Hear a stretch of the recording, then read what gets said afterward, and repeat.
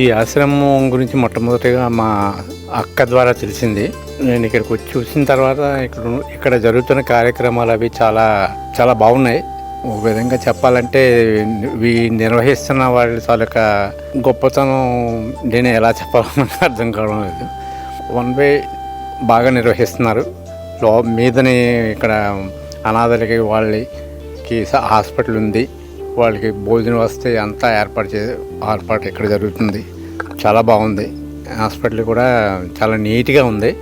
మిగతా రూమ్స్ కూడా, మిగతా హాల్స్ అన్నీ వీళ్ళు ఉంటున్న రూమ్స్ కూడా చాలా బాగున్నాయి.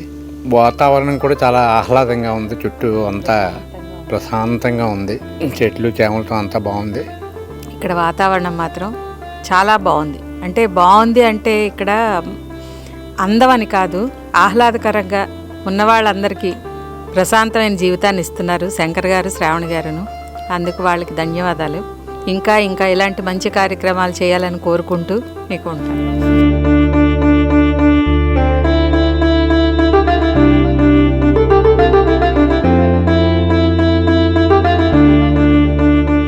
అమ్మా నాన్న అనాథాశ్రమంలోని అభాగ్యుల ఆకలి తీర్చేందుకు మానవతామూర్తుల, అన్నదాతల సహాయాన్ని కోరుతున్నాము. ఈ రక్షణాలయంలో జీవిస్తున్న నిర్భాగ్యులకు 3 పూటలా అన్నదానం చేసేందుకు నిత్యావసర వంట సామగ్రి నిల్వలు సరిపోక ఇబ్బంది అవుతోంది.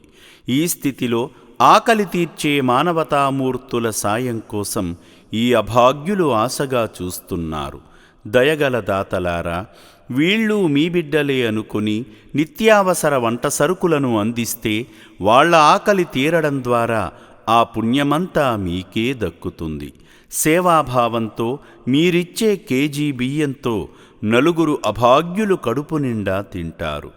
3 పూటల 1800 మంది ఆకలి తీర్చాలంటే ఎంత కష్టమో ఒక్కసారి ఆలోచించండి.